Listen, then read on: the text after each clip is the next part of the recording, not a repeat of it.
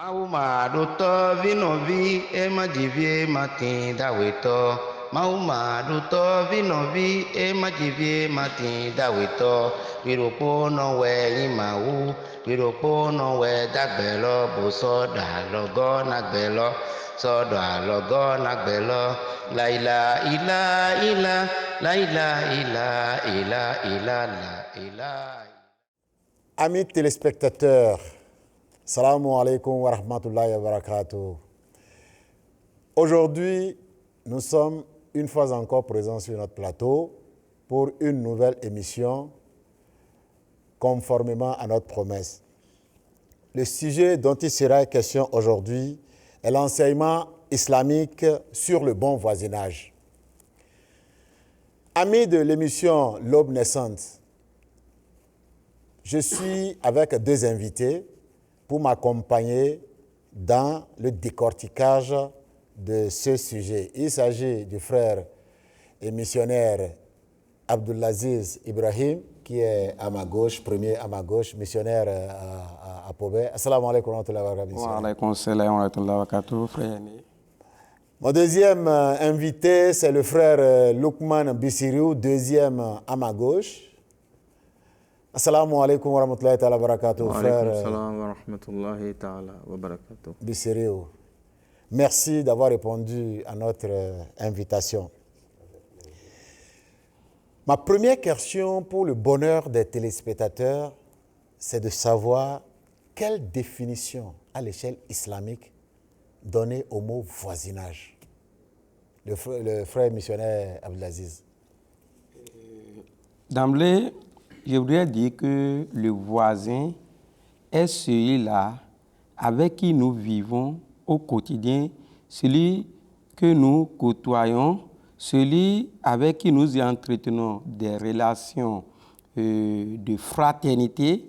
Nous vivons, il vit à côté de nous et ce voisin peut être de notre famille biologique ou bien il peut ne pas être même de la même région, de la même race que nous, et les obligations, les contraintes de la vie font que nous vivons ensemble. Côte à côte, sur l'espace géographique. Mais en venant sur l'islam a accordé des grands mérites pour le voisin, c'est-à-dire le concept islamique, c'est que le saint prophète Mohammed dit que Malik Djibril, l'ange Gabriel, n'essaie de me recommander au sujet de la bienveillance, du bon traitement du voisin. Il a tellement insisté au point que je l'ai cru qu'il ferait partie des successeurs ou des héritiers. Vous voyez, c'est-à-dire que bien vrai que le voisin n'est pas cité comme héritier, comme successeur, le fait que Malik Djibril, alayhi salatu wassalam, a martelé, il a insisté sur les mérites du voisin, donc le prophète, au point que le prophète peut imaginer que quelqu'un qui n'est pas de la famille biologique, comment on peut penser à lui au sujet du partage de l'héritage? Donc ça fait que cet hadith à lui seul suffit largement pour montrer la place, l'importance, le rôle capital, les mérites du voisin. Voilà, merci missionnaire. Le frère Lukman Bissiriou, vous avez quelque chose à ajouter? Non, je pense que la définition du voisin donnée par le missionnaire Ibrahim Abdelaziz est suffisamment claire. Autrement dit, le sujet est tellement important, le voisinage est tellement important, n'est-ce pas, que les recommandations de l'ange Gabriel pour le Saint-Prophète vont jusqu'à quand même s'imaginer est-ce qu'il ne fait pas partie de nos héritiers. Alors, lorsqu'on parle du voisin, les relations de bons voisins, est-ce que le concept est tel qu'on pourrait penser à une appartenance religieuse, missionnaire Abdelaziz? Vous savez, le concept de voisin n'est aucunement lié à l'appartenance religieuse. Les relations de bienséance entre voisins enseignées par l'islam surpassent largement les frontières, les cercles de la religion.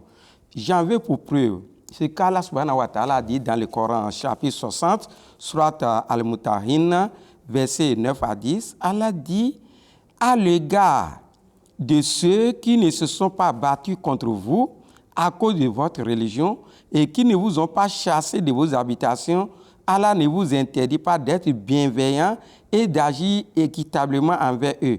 Assurément, Allah aime ceux qui sont équitables. C'est-à-dire que lorsque les gens, c'est-à-dire vous n'êtes pas de la même religion, mais il y a la liberté de religion. Il ne vous empêche pas, Allah dit, qu'il ne vous empêche pas d'être bienveillant envers ceux-là. Et mieux, le saint prophète Mohammed montrait de la générosité, de la considération à l'égard de ses voisins. Et Hazrat Aïcha radhiyallahu anha questionnait un jour le saint prophète en ces termes. Il dit, j'ai 2 voisins auxquels offrirai-je le cadeau, c'est-à-dire lesquels d'entre eux dois-je offrir le cadeau au cas où je n'en possède qu'un seul. Le messager d'Allah répondit à celui dont la porte est la plus proche de toi. Donc le prophète n'a pas dit à celui qui est musulman ou bien à celui qui est de tel. Et les compagnons du saint prophète ont hérité ce bon enseignement de leur grand maître. Il est nommé le législateur en la personne de Hazrat Muhammad sallallahu alayhi wa sallam.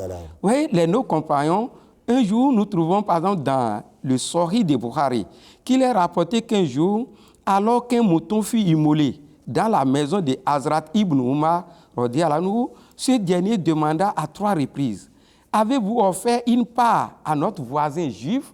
Avez-vous offert une part à notre voisin juif? Ça veut dire que sans distinction de religion, le prophète Mohammed l'avait fait, ses nobles épouses et compagnons aussi ont suivi ses pas et ça, c'est ce qui nous ont laissé comme héritage. Ça devient une leçon pour nous-mêmes. Pour nous-mêmes.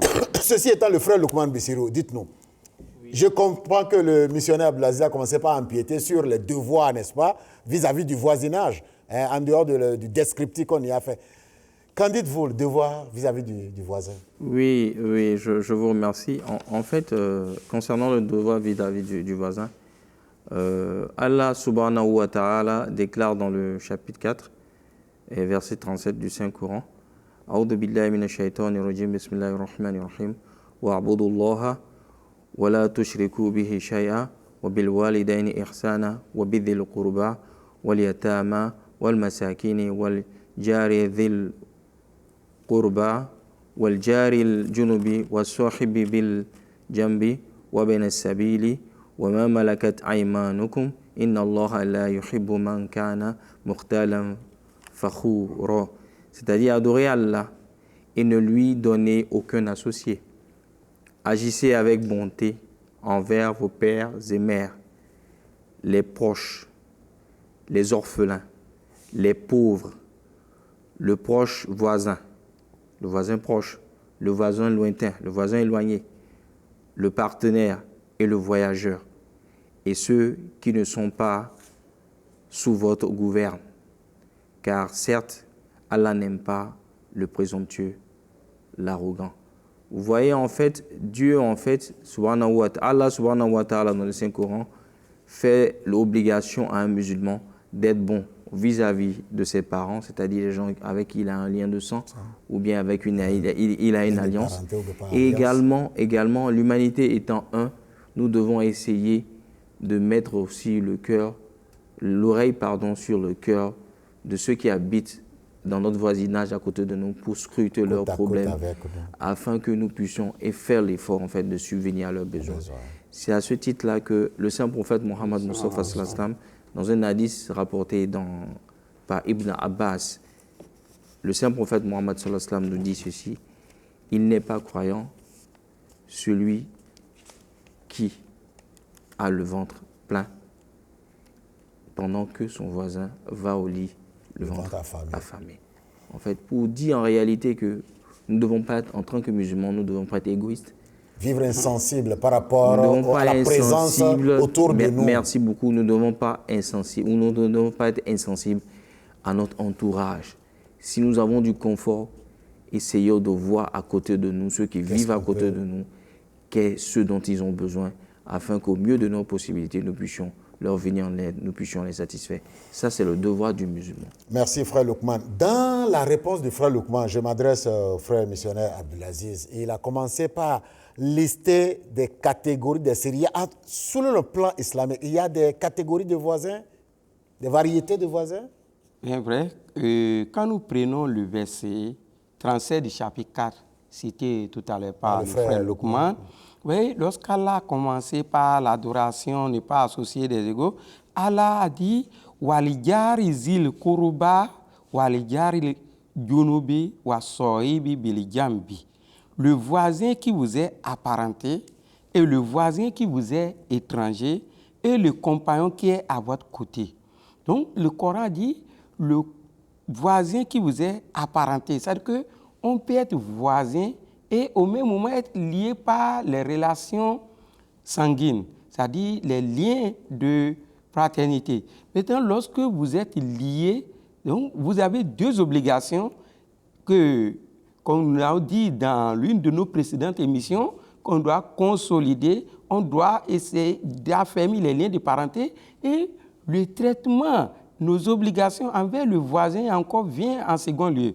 Mieux, par rapport à ceux qui nous sont très proches, oui. par le lien de sang. Maintenant, le deuxième calife de la Jamaat islamique Ahmadiyya, Hazrat Mirza Bashiruddin Mahmoud Ahmad, il disait que dans son Tafsir Kabir, il disait le voisin qui vous est apparenté aussi pourrait signifier le voisin qui montre de la bonté, donc qui est bienveillant, qui est généreux envers vous, et le voisin qui vous est étranger, bien sûr qu'il peut être un voisin lointain du point de vue distance, mais ça prouve aussi que le voisin qui manque de la gentillesse ou de la courtoisie, donc vous devez... Donc c'est une expression métaphorique, hein, il est lointain donc, il est allé au sens de l'indulgence. Ouais. Ouais. Donc maintenant, c'est que ces voisins-là, nous devons leur montrer de l'affection, le respect mutuel, de leurs sentiments, l'entraide, de l'altruisme, la sympathie, la générosité, et ne pas poser des actes qui puissent leur être nuisibles. Parce que le Saint-Paul, oui, il dit que celui-là n'est pas croyant, celui-là n'est pas croyant. Il a dit ça à 3 reprises. Les compagnons étaient étonnés. Il dit, man, ya Rasulallah, qui n'est pas croyant. Il dit, celui dont le voisin n'est pas épargné, n'est pas à l'abri de son mauvais traitement. Vous voyez, ça arrive chez nous. Les gens pensent que parce que je suis au niveau du rez-de-chaussée, je peux voir la nudité des autres, donc au moment peut-être lorsqu'il fait chaud, ou bien les gens, même ce qu'ils ont mangé, viennent verser dans les rues, ou bien peut-être on a notre douche et l'eau coule dans la maison d'autrui. Donc ça, c'est des choses qui, sciemment ou inconsciemment, on pense que... Oui, des voisins, voilà. Donc on doit tenir compte de tout cela, ne pas les rendre la vie difficile. Voilà, merci. Cela veut dire que, tel que vous êtes en train de détailler les devoirs et obligations, n'est-ce pas, vis-à-vis des voisins, malgré les injonctions coraniques, malgré les injonctions islamiques, malgré les directives du saint prophète Mohammed sallallahu alayhi wa sallam, est-ce que cet appel a été écouté, a été entendu, au point où, sur toute l'étendue terrestre, il y a du bon voisinage, les voisins sont bien traités et autres? Le frère Abdelaziz. Bon, au fait, vous savez, l'enseignement, ou bien l'idéal, la volonté, le souhait, l'aspiration du prophète est à ce que nous, les musulmans, d'abord, en premier lieu, et puis pourquoi pas l'humanité, parce que le prophète a envoyé pour l'humanité tout entière, que nous puissions arriver à ce point. Mais, comme disait mon frère Loukman dans une de nos émissions, que nous sommes dans une école, nous sommes dans l'apprentissage. Et le degré d'évolution, le souhait, c'est cela. L'idéal est cela, que nous puissions respecter cela. Et là, il y aura, c'est-à-dire, le fait de respecter les voisins, c'est un moyen pour nous forger le paradis, pour aller au paradis. Lorsqu'il arrive d'abord un malheur quelconque, en cas de maladie, les premières personnes qui accourent vers nous, qui nous épaulent au moment des douleurs, Même le prophète a dit, lorsqu'il a deuil, de ne pas préparer dans la maison. Donc, ce sont les voisins qui nous viennent au secours en premier lieu, qui soient biologiquement liés à nous ou bien qui ne le soient pas. Donc, on voit que ce sont les voisins. Donc, cela montre qu'ils sont utiles. Absolument. Nous sommes utiles l'un pour l'autre. J'ai envie de vous poser cette question. Est-ce qu'il est possible d'être en face d'un voisin hostile? Est-ce que le cas peut arriver? Et si cela arrivait, que devons-nous faire, frère? Oui, ça existe. Vivre ensemble n'est pas toujours chose aisée. Et en plus, s'installer, on ne dépend pas, ce n'est pas un choix personnel, je veux être à côté de telle ou telle personne, ou bien c'est telle personne qui sera mon voisin. On ne peut pas le choisir d'avance. Cela ne dépend pas de nous, bref. Je suis 100% d'accord avec vous. Vous voyez, par exemple, nous vivons dans une société où chacun a ses habitudes, chacun a ses pratiques. Tout naturellement. Est-ce que vous voyez? Et nous venons de différents backgrounds éducationnels. Merci beaucoup. C'est pourquoi on nous exhorte, l'islam nous exhorte à beaucoup de tolérance vis-à-vis de nos voisins. Je donne un exemple simple. Pendant que vous, aux heures où vous êtes en train de prier, par exemple, ou vous êtes en train de vous reposer, vous avez fixé pour vous reposer, votre voisin à côté, il met de la musique. En fait, musique qui vous empêche non seulement de prier ou même parfois de dormir. Dans ce cas-là, qu'est-ce qu'il est tenu? Qu'est-ce qu'on vous demande? L'islam vous demande de faire. Là, on vous exauce à la tolérance, à la patience. N'est-ce pas? Encore que ce n'est pas que c'est toujours mal intentionné. C'est peut-être un moment de détente qu'il a choisi. Pas forcément. Contrairement à un moment où vous avez besoin du calme chez vous. Pas forcément. Merci. Pas forcément. Dans ce cas, l'islam vous exhorte à la patience. À la patience, à la tolérance. Et si vous devez aller vers lui pour lui demander, vous devez le faire de façon très respectueuse, de façon à ne pas blesser ses sentiments. Et au cas où vous le faites et qu'il n'obtempère pas, là, on vous exhorte à la belle patience, parce que blesser les sentiments de votre voisin ne peut jamais plaire à Allah subhanahu wa ta'ala. Blesser les sentiments de votre voisin ne peut pas être un acte qui est encouragé par le prophète Mohammed sallallahu alayhi wa sallam et qui est encouragé par l'islam. Évidemment, comme j'étais en train de l'évoquer tantôt, ce n'est pas que c'est toujours mal intentionné quand le voisin met la musique au moment où vous voulez prier ou bien au moment où vous voulez vous reposer, n'est-ce pas? Armé de courage, de patience et de tolérance, on peut quand même se rendre chez lui, peut-être demander poliment, gentiment, peut-être pas d'arrêter sa musique, mais de baisser le volume à ce que vous ne soyez pas dérangé, n'est-ce pas? Voilà. Donc, le frère a une réaction, le missionnaire Abdelaziz. On pouvait le faire, mais contre toute attente, on peut le faire encore ne pas réussir. Peut-être qu'il persiste et donc l'hostilité augmente. Face à cela, qu'est-ce que le Coran nous exhorte? Lorsque nous prenons le chapitre 41, verset 35, Allah dit « Wala yastawil hasanatu wala sayyi'a idfa billati hiya ahsanu fa iza allazi bainaka wa bainahu adawatan ka annahu waliyun hamim » Et le bien et le mal ne sont pas pareils. Repousse le mal par ce qui est de meilleur. Et voilà que celui entre lequel et toi-même il y avait de l'inimitié devient comme s'il était un ami chaleureux. Mais Dieu même nous a dit à la fin que wama yulaqa illa allazina sabaru wama yulaqa illa zu hazin azim. Il dit mais cela n'est accordé qu'à ceux qui sont endurants, qui sont patients, qui sont persévérants, et cela n'est accordé qu'à ceux qui possèdent une très grande mesure de bonté. Coran chapitre 41, versets 35 à 36. C'est-à-dire qu'on va dire, bon, comment, nous aussi, nous sommes des locataires, on paie le même, ou bien cela. Donc, ça pouvait nous affoler. Mais le Coran dit qu'il faut que nous puissions repousser le mal par ce qui est de meilleur. Et c'est ça encore une façon de prêcher, de présenter les beautés de notre religion. Ce n'est pas facile, mais nous devons nous cultiver, nous efforcer à en arriver là. Ah, ça, c'est un travail, en tout cas, coriace. Et votre développement me fait une idée. Il y a parfois des voisins qui se font l'idée de votre inexistence, malgré que vous êtes des voisins. Et ils expriment dans leur comportement au quotidien un voisin immédiat qui, chaque matin, passe, vous croise, vous le saluez, il ne répond pas, il n'est même pas soucieux de vous saluer. Il ne veut aucune collaboration à l'endroit d'un tel voisin. Vous savez, nous devons faire l'effort de respecter les injonctions de notre bien-aimé prophète Mohammed Mustafa sallallahu alayhi wa sallam.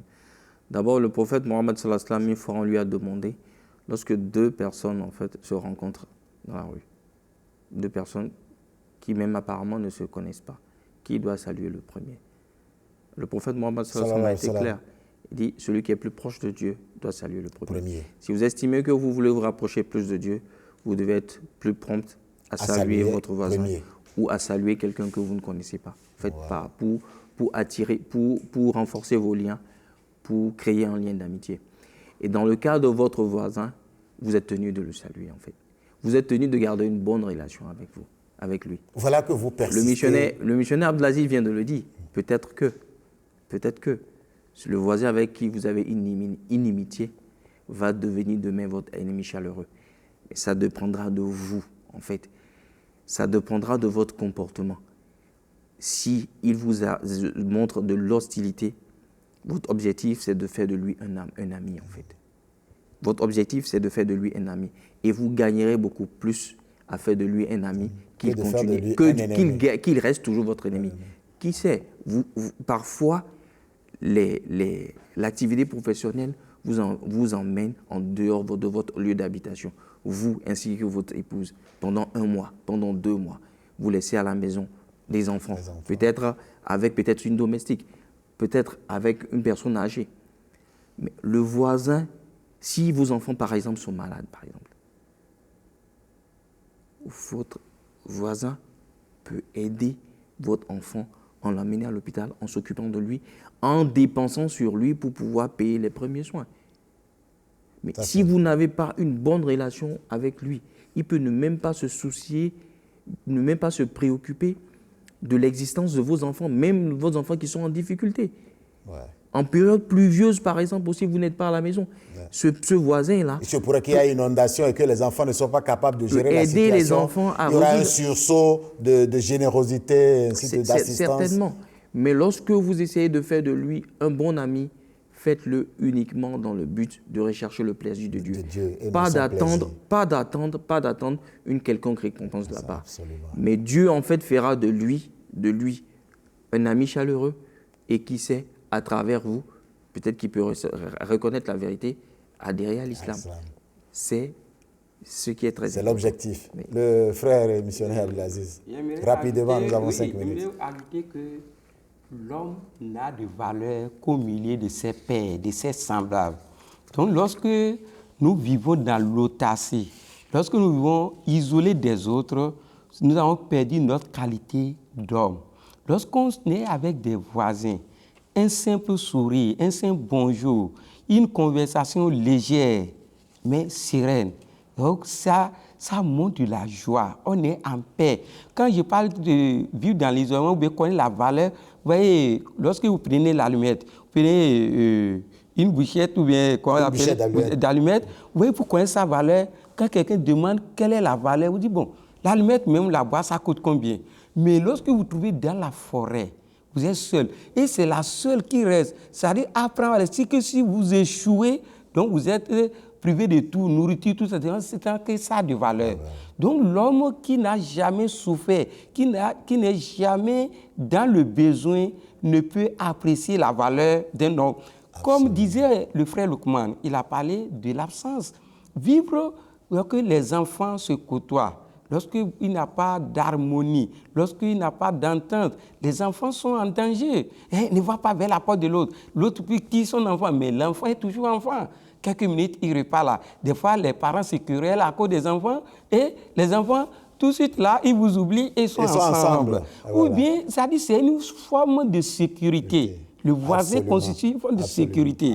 Lorsque vous êtes ensemble dans une concession, donc celui qui veut pénétrer a peur que si l'autre dort, peut-être le second ne dort pas. C'est une forme de sécurité, même à notre présence comme à notre absence. Autrement dit, comme l'a dit l'autre, que notre importance, quand il y a dit que l'homme n'a de valeur qu'au milieu de ses semblables. Donc c'est la vie dans la société, c'est vrai que c'est difficile, ça demande beaucoup de peine, beaucoup de d'abnégation, privations, d'efforts, beaucoup de ouais, sacrifices. et d'engagement, Mais ouais. nous avons besoin de ça. Voilà, vraiment. Merci, mes chers invités. L'émission est en train de tirer vers sa fin. Très chers téléspectateurs, merci d'avoir été là. Amis de l'émission L'Aube naissante, nous prenons un nouveau rendez-vous avec vous, avec un autre sujet très prochainement. Merci. Salamu alaikum wa rahmatullahi ta'ala wa barakatuh. La ilaha illa la ilaha illa la ilaha illa la ilaha illa la ilaha illa la ilaha illa Muhammadu Tobinobi Majivie Matinda Weto Muhammadu Tobinobi Majivie Matinda Weto Wiropo no we Imawu Wiropo no we Dagbelo Buso